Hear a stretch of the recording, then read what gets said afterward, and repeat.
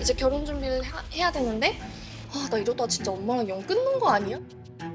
벌써부터 걱정이 되는 것 같기는 해요. 엄마랑? 공격적이에요. 잡아먹을 것 같아요.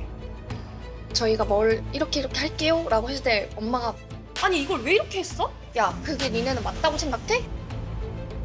남자친구한테 야 너 내가 10달 동안 고생해서 이렇게 놨는데 너 거절하고 데려갈까? 이런 식으로 얘기를 하니까 거저 데려갈 거야? 벌써부터 걱정이 되는 것 같기는 해요. 어떻게 해야 엄마를 맞출 수 있는지를 모르겠어요. 저는 세 딸을 잘 키워왔다고 자부하면서 살아온 53세 엄마입니다. 세 자매의 큰딸 28살 김지원입니다. 엄마의 간섭에 대해서 얘기를 하셨잖아요. 엄마의 간섭이 어느 정도인 거예요?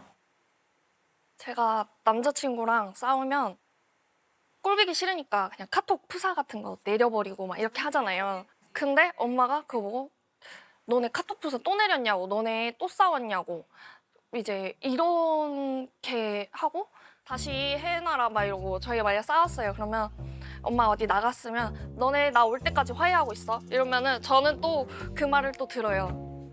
또 혼날까 봐 가서 혼날까 봐? 엄마가 또 너네 아직도 화해 안 했어? 막 이렇게 혼날까 봐. 근데 이제 한 2주 정도 된 것 같은데 남자친구랑 싸우고 화해를 하기 전에 엄마가 알게 된 거예요. 그래서 너네 빨리 잘 화해해라 이렇게 해서 남자친구가 알겠습니다 했는데 어떻게 하다가 제가 남자친구랑 만나서 풀었어요. 저희는 풀었는데 엄마가 그 다음날 이제 엄마를 봤는데 저희가 엄마한테 죄송하다 뭐 신경 쓰이게 해서 죄송하다 이런 말을 안 해서 엄마가 화가 난 거예요.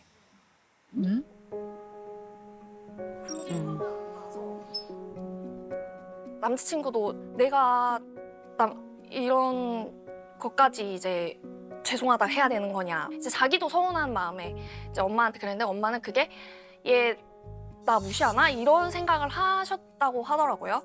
이제 엄마가 저한테만 이제 막 뭐라 하는 거죠. 걔는 뭐라고 하는 건데 뭐 할 말 없대 나한테? 이렇게 해서 뭐 남자친구도 좀 서운한가 봐 이렇게 얘기를 했더니 뭐? 서운하다고? 나한테 죄송한 게 아니라 서운하다고? 이렇게 되면서 조금 커졌었어요. 일이 좀 커졌었는데 그리고 제가 너 좋아하는 거 아니야? 너 좋아하는데 그렇게 행동할 수 없어. 이렇게 얘기를 해요. 저는 그러면 우리 둘이 만나는데 엄마가 그런 관계까지 엄마가 어떻게 하냐. 제가 그 얘기를 했어요, 엄마한테. 우리 셋이 연애하는 것 같다. 그러니까. 진짜 셋이 연애하는 것 같다. 싸울 때마다 사이에서 이렇게 중재를 하시나 봐요. 지금 사정상 그 예비사위가 저하고 같이 일을 하고 있어요. 아, 같이 일을 하세요? 지금 어머니 무슨 일 하세요?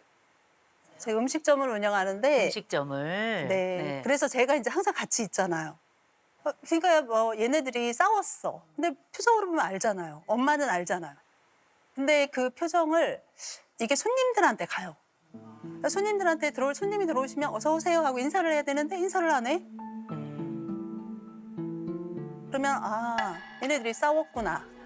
캐치를 하고 너 싸웠지? 이러면 네.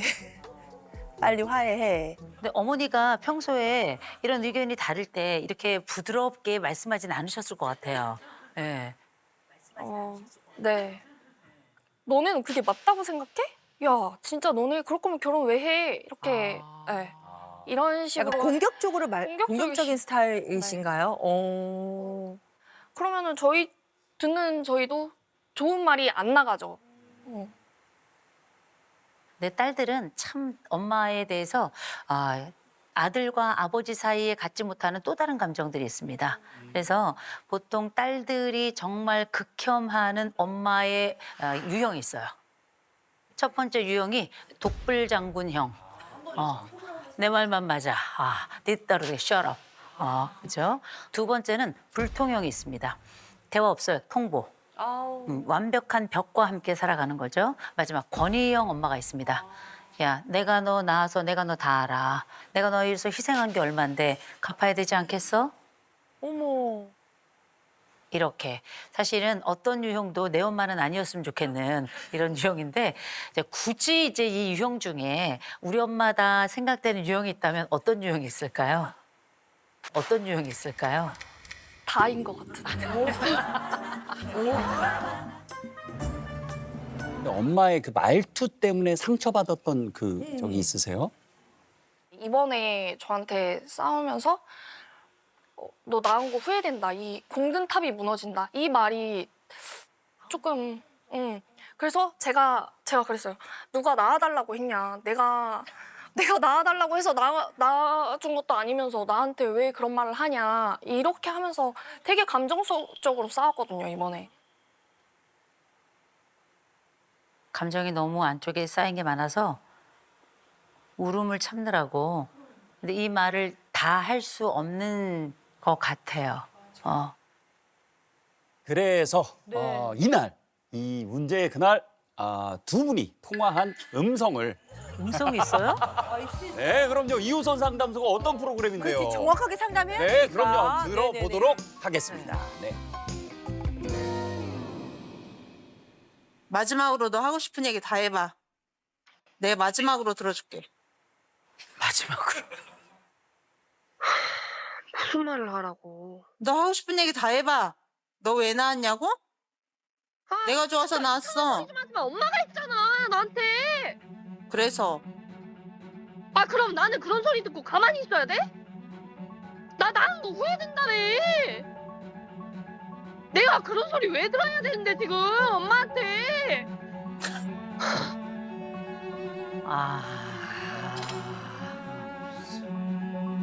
근데 제가 이 두 사람을 보면서 느낀 건 뭐냐면 어쩜 이렇게 비슷한가. 마치 서로 간에 자매들 간에 한판 대판 싸워서 그렇게 다투는 것처럼 낳았다라는 말 빼고 나면 그냥 완전히 자매예요. 이게 검사에도 잘 나타나 있거든요.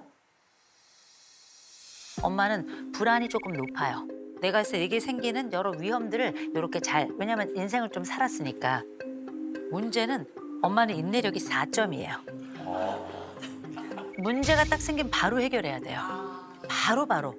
바로 그게 해결이 안 되면 막 쩔쩔 매는 거예요. 답답해가지고 속이 터지거든요.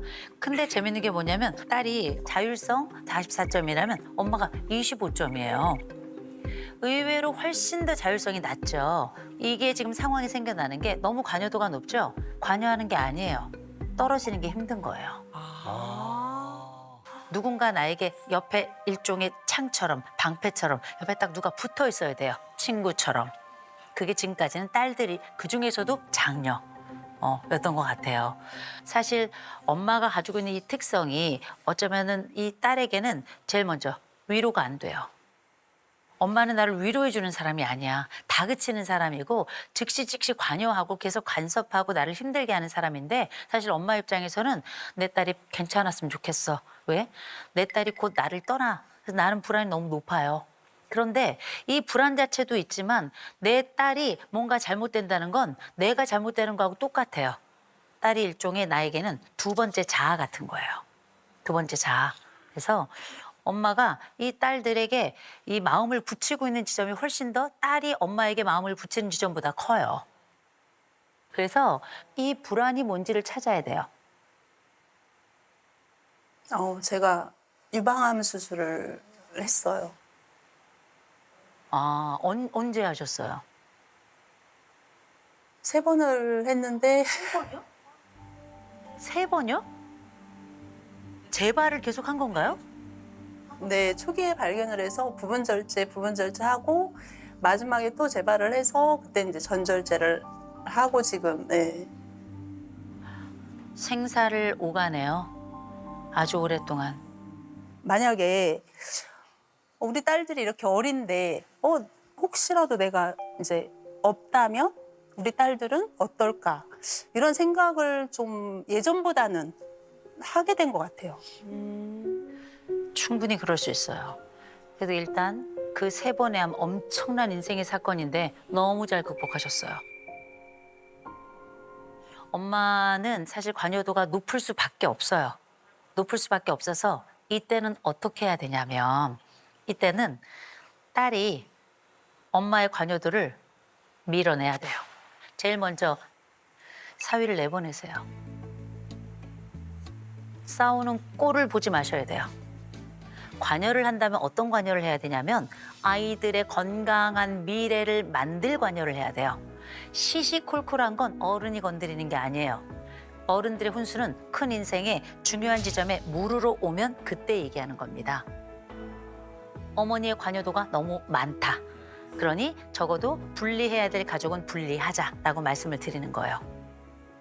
그다음 어머니 말투부터 먼저 좀 바꾸면 좋아요. 이 집이 말이 날섰어요. 엄마는 어떤 특성이 있냐면 야, 내가 너 키웠잖아. 고마워해야지. 엄마는 그런 요청을 하고 있는 거예요. 그렇죠? 엄마가 인정받고 싶은 부분은 전 이해해요.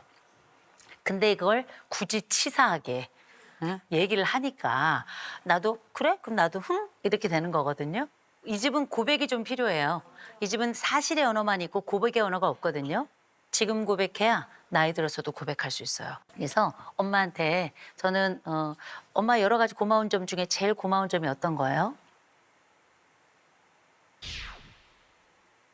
세 번째 암 걸렸을 때 엄청 한 2주 동안 울면서 지냈거든요. 아무것도 안 하고. 그때 진짜 온 가족이 다 엄청 걱정하고 그러고 있었는데 딱 2주 만에 일어나더라고요. 그때가 되게 고맙더라고요.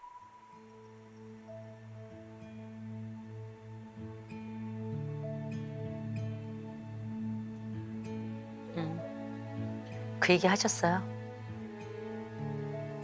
아니요, 해보지는 않았어요. 해주셔야 돼요.